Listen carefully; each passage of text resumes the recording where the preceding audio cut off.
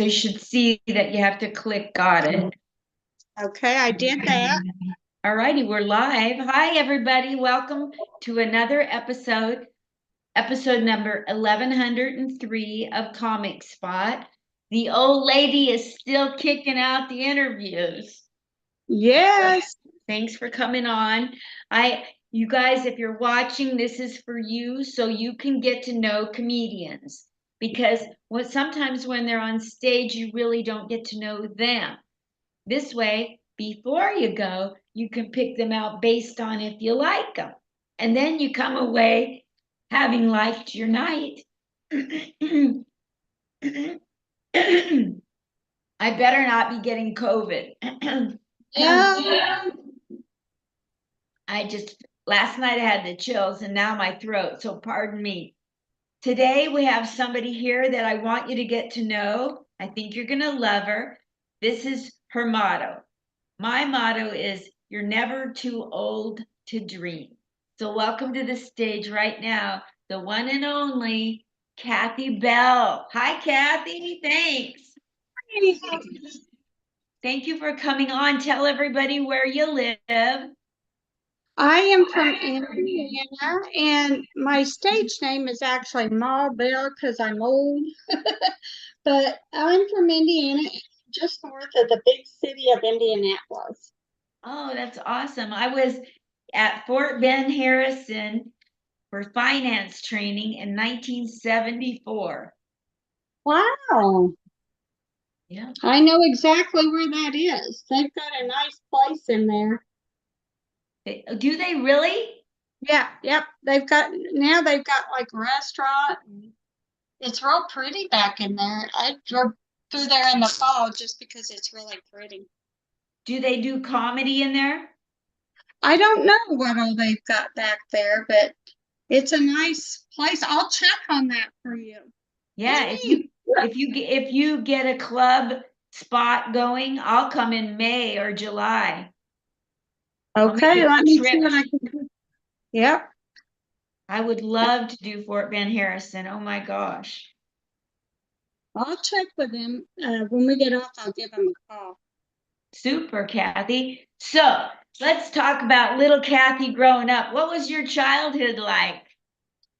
My childhood was very reserved. My grandfather was a pastor. And so I spent a lot of time in the church playing piano and singing. And I got myself in trouble. I was a little rambunctious kid. Like I wasn't like getting in trouble, but you talk comedy, I did things like I should maybe stay out too late. And then my mom would call the police on me, those kind of things. I hit the police car when I was 17 and just got my license. And that was an accident. But yeah, pretty much my childhood growing up and it was filled with a lot of music because my dad was a musician and the family would get together and they'd play their guitars, all those Southern guys, and they'd get around and we'd have big dinners and that kind of thing. But two different sides of family. The one side of the family was church going family. The other side were they went to the races and they drank, and so I had two opposite sides of the family. And so I want to ask a favor. Can you take your phone and keep it in one place close to your mouth? okay, is that better? There, that's good. That's great. Thank you. The audio was coming and going. Okay, Thank you. That's great. Right there.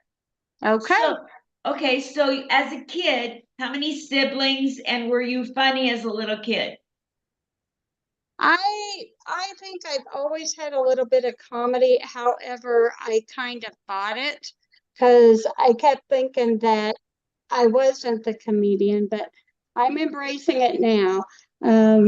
People for a long time have said I have stories a mile long that are just hilarious, and everybody's like, you should put those in your skit. And I'm like, no, but I may do that this year. I have one brother, one sister, And both are younger than I are, and they seem to get by with more than I do.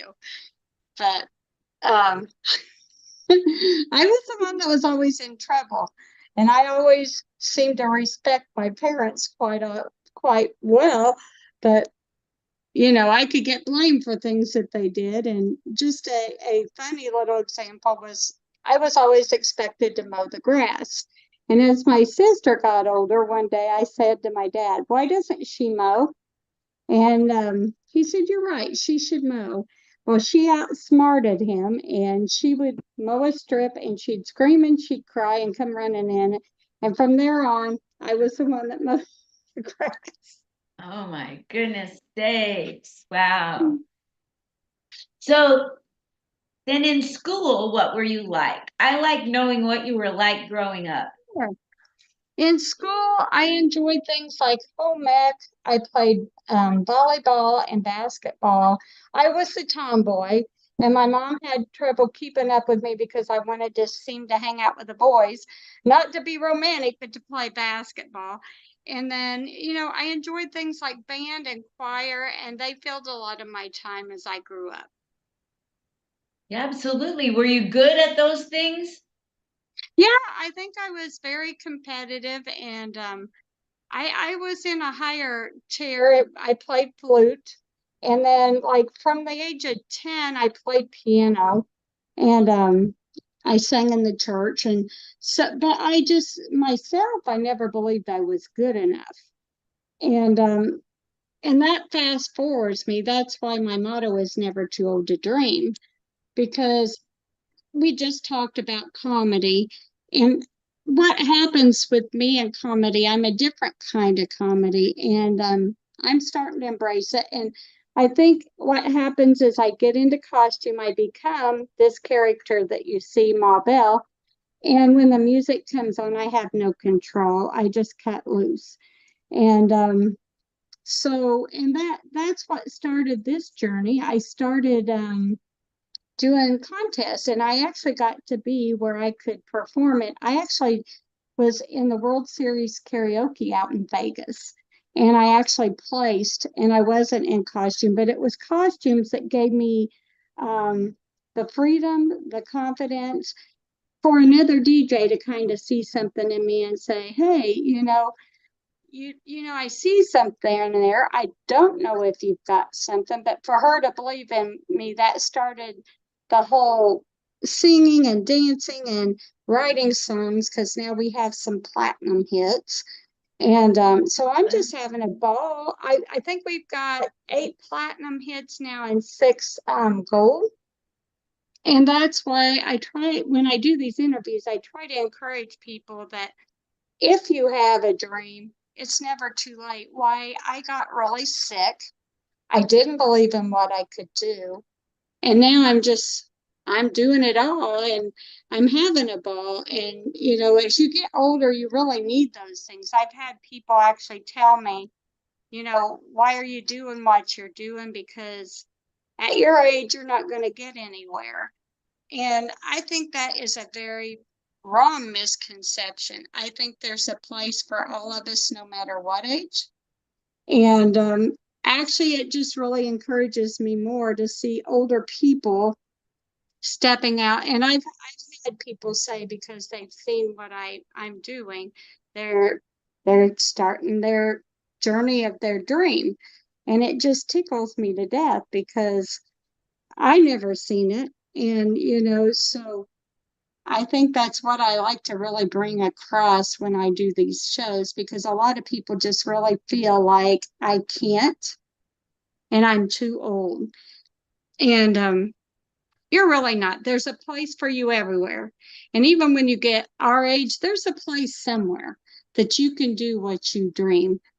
And it may not be that big grand. My dream is actually the Grand Ole Opry stage.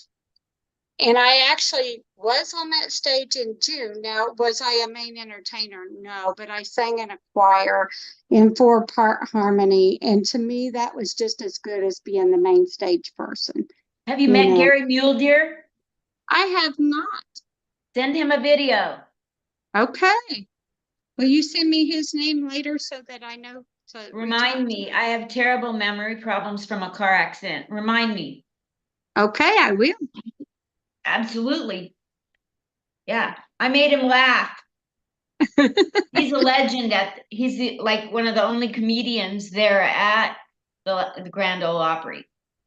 And see, I was actually told that if I thought I was going to get there, I was wrong because of my age. So, but yeah, the dream there, it's interesting. It actually started with me sitting on the bench with my father. I went to the real hee haw. I actually have met Lulu Roman from hee haw, but Who? Lulu Roman, she Okay. was one of the icons there on the Opry, and I've met Roni Stoneman, who played the banjo with it, in the hee haw. But the dream started there, right there outside of a bench. I looked up at my dad and I was so impressed by the musicians, by the comedy. And I always will remember Lulu singing it. He was gone. And I sat there and I told my dad, I said, one day I want to be on that Opry stage. And he just kind of grinned, like, I don't know if it'll happen, but it was like okay to dream. But yeah, I remember all of that. And that would be my ultimate dream, I think. Absolutely. All you need is like one person that's already inducted to let you on the stage once. And if the audience buys your character and your material, you'll get invited back. It's not that difficult. Yeah, I just need one person. Yeah, well, Gary Mule Deer. Mule Deer is one word, and he's on Okay, Facebook and he's nice. okay. I Just definitely will send him a message. Yeah. just say it's been my dream. Here's my video. I don't know why I'm sending this to you. Stranger things have happened. Well, thank you for that, because I definitely will do that. Yeah. I got lots of videos now. Yeah. Oh my gosh. It's hilarious stuff. And I love when people come on stage in an outfit and that matches a character and they've got it all and they're speaking from that character. It's a trip. Yeah, it is. Yeah, and it's totally who I become. Like I honestly can't say enough. And it's funny because people will actually hear me when I talk. I talk about how this character scares me to death. She does things that I would never do. And I'll give you a good example. And I'll send you the video later. But I entered a contest in Nashville thinking country, right? And I ended up in a rap contest. If it had been anybody else, they probably would have walked out. But no, I'm like, I paid for my stage time. And I got that whole crowd going. And I was singing a song called I'm Done. But could I have pulled that off without costume? I'm not sure. I'm getting to be where now I think I could. But back then I'm not sure I could, but it ended up being the most funniest memory, and I think that video's got over 4,000 views. And I would do simple things like try to take off my shawl, and I really think they thought I was going to strip. I was like, "Yeah, it's hot," and I threw my shawl, and it was just the most funnest thing ever, silliest thing ever I've done. But yeah, I talk about us in two different, and we are. I mean, I go back and I get so caught up in the moment. You probably do this, Linda, too. When I look back at the videos, I'm like, I did that. You look and you're like, that's not something I would do. It's something this character would do. But, Yeah. and so I think with goals, and I may talk to you about this later, I think I'm embracing comedy a lot more. And so I want to build my show with a lot more of it. I want to put a lot of different things in it this year. And so, yeah, I think it'd be fun to add a little bit more comedy to what I'm doing now. I'm kind of naturally funny, but I think that we definitely want to work on, improving that, I think. Absolutely. A good person for a character and act outs and punching up is Vanessa Hollingshead. So should watch her. You should ask her if she has time to coach you. Oh, Okay. that would be awesome. Yeah, pay her to watch your video. She can punch it up in her sleep. Okay.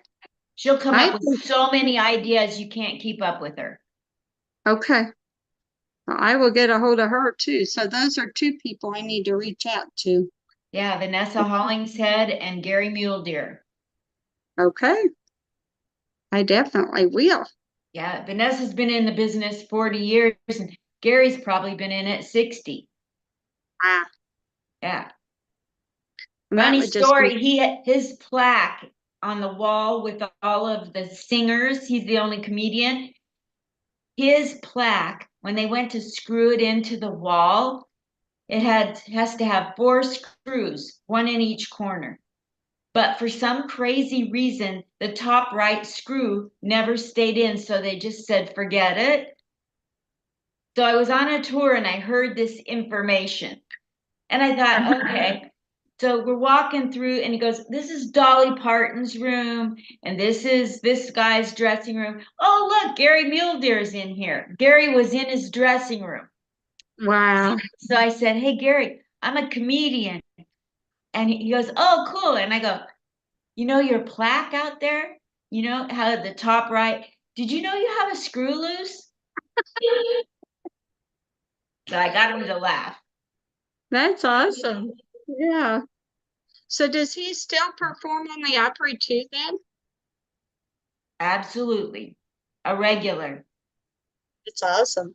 Yeah, yeah, he's inducted, he's on the wall, he's there a lot.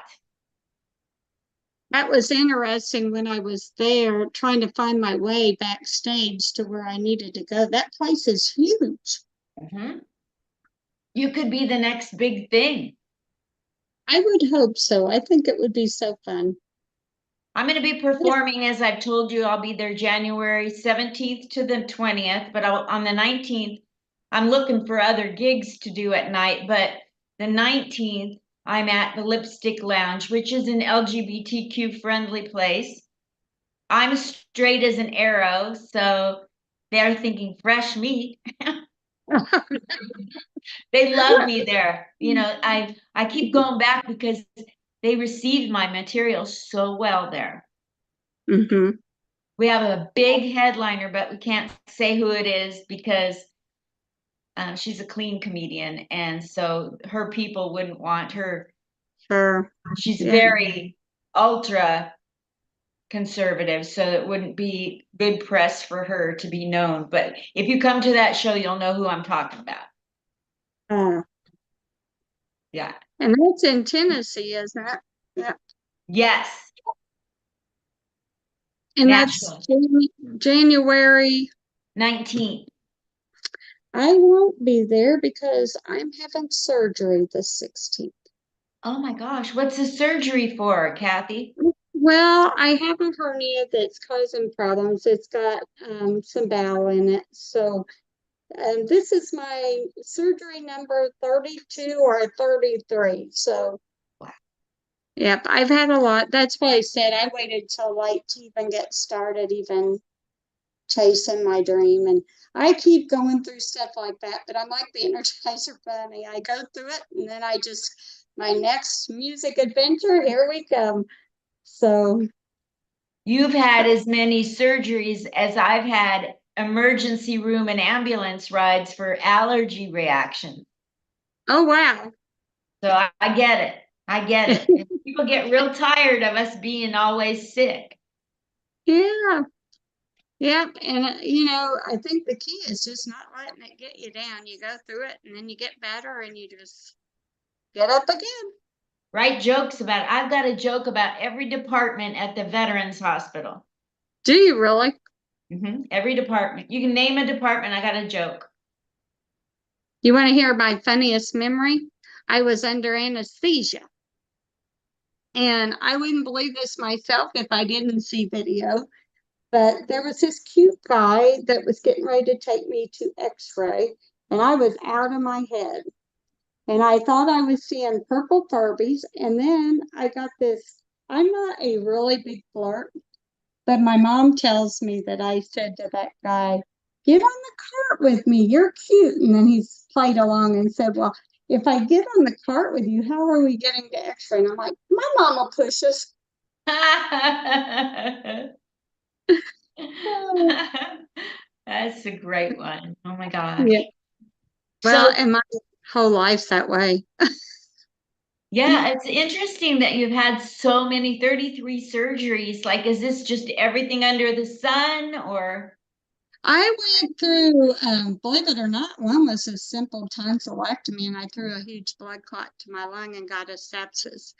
But I had a bad walk with bariatric surgery, and it's really challenging. A lot of people don't see this, but when I go out and do shows, it's very hard for me to memorize because um, I actually did go through some malnutrition.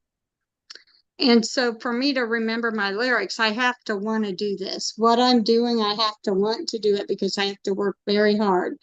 Me too. And even if I memorize them, I'm probably going to mess them up, but at least I know them well enough to cover it. But yeah, it's been an interesting walk, and it's just been simple things, but then the bariatric surgery that took me down. There's no reason, Linda, I should be sitting here. There's no reason I should be doing comedy. I shouldn't even be here right now, but here I am. So, We're so similar because I've been in a lot of ambulance. I have brain trauma, memory trouble, and I have to work 18 times harder than anybody else to still forget a line. Even no matter how hard I try, there's going to be something I forget every time. and that actually encourages me because, and it should encourage everybody listening because I think that goes along with never too old to dream. If you want it bad enough and you're willing to work for it, you can achieve it. It may not be today, it may not be yesterday, but eventually you'll achieve it. And even if you don't, you've lived your life trying to fulfill, your passion. So I think that just goes back to never too old to dream. I think you touched a chord with me just because we're similar. And I'm watching your stuff and I'm like, you're really out there. And and this has been a really good year for me too. I've been really out and about, and I'm hoping to go more next year now that I've got the itch. And I Yeah. think I can do it. When I did my first 2-hour show, my mom said, I didn't think you could do it. And I said, I didn't either. And so we have accomplished many things this year, and I'm looking forward to 2024. When I perform, I don't do a character. I'm just a character of myself, Uh-huh. but I wear prom gown. And the prom gown, it enables me to be freer. So I get what you Mhm. mean about your outfit and your persona. I think it helps. Well, and it's funny because people have gotten used to the Ma Bell character now. And I've actually been able to use that in some instances about how that can free you to do things that you would never otherwise do. I really think at this point I could go out it myself and I would be okay. Um, but I think there's things to the costume that speak to people. And so I will keep going and doing Ma Bell. Yeah, look at Beyonce. That's why she developed the character, her alter ego, Sasha Fierce. Yeah. So Boy, and you can really perform. I've watched several of her things. I'm like, she's got it.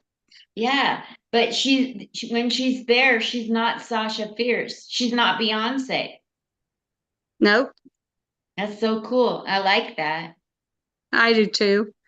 And I love that she's been including her daughter. And Oh yeah. her Blue Ivy has done, I think, her last tour.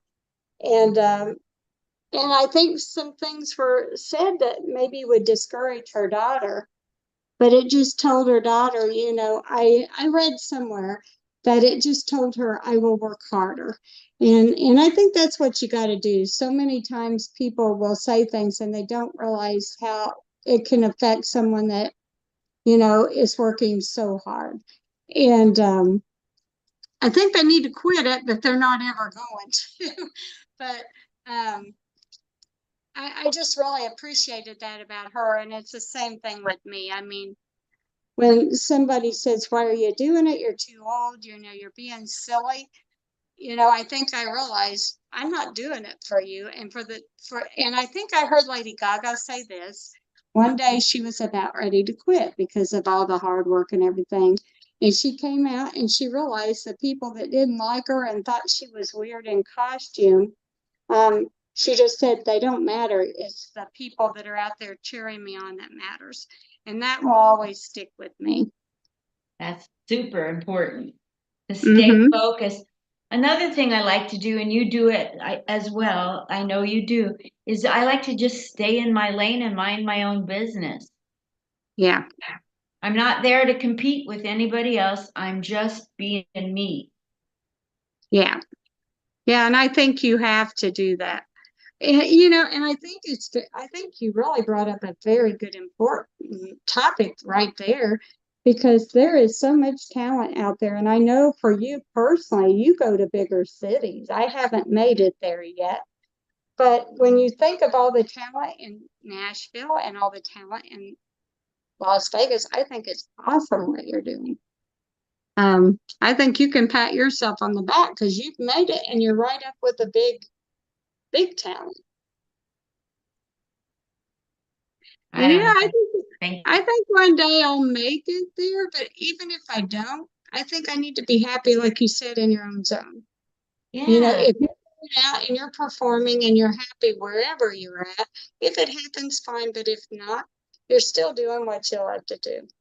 Exactly. I'm having fun. I'm living out every fantasy I've ever dreamt. From the time when I was a little kid growing up, I wanted to be like Bob Hope and entertain young troops. So, anything other than that is just icing on the cake. Yeah. Yeah. Well, that's awesome. And I think wherever there's a door open, that's it. Sometimes there's not, I know for indie artists as well, there's not so many platforms. And but I also think sometimes you got to work and find where you're going to go, unless you have someone that books you and stuff. Yeah, I just found out about a couple places here in Vegas that are music venues that really welcome comedians and a variety acts and let you go as long as you want. That would be awesome. So if you come to Vegas, let me know. When's your surgery? March 13th? January 16th. Well, I'll be praying for you. When I get better, I'll try to come out there because I haven't been to Vegas for a while. I like it out there. Before you book your trip, check with me to make sure I'm going to be in town. Okay, I will. Yeah. And if my place is free there during that time, I'll have a bedroom for you, unless somebody else is staying there. Sure, thank you so much. I'll try to do that, but I don't know. I let one girl stay here and I got bed bugs. Oh no, you don't want that. Nope. No. There'll be no dirt coming in here. Nope. Yeah. Okay. Well, you've been a doll, so tell people where to follow you and where your next couple performances are. Okay, right now, because of the surgery, I haven't scheduled anything for 2024. My plans are to kind of take it easy and then rework on my character and come back with something different. And so I'm excited. And what I hope to do is just, like I said, take those moments to just rework my whole show. I want to have something for everybody. And but they can find me. I'm mainly on Facebook, which is www.mabellfishingblues, and you'll know because I wear a fishing hat.com. Mabell what? Mabell Fishing Blues. It's breaking up. Say it again. Marbell Fishing Blues. Booth. Got it. The Fishing Blues.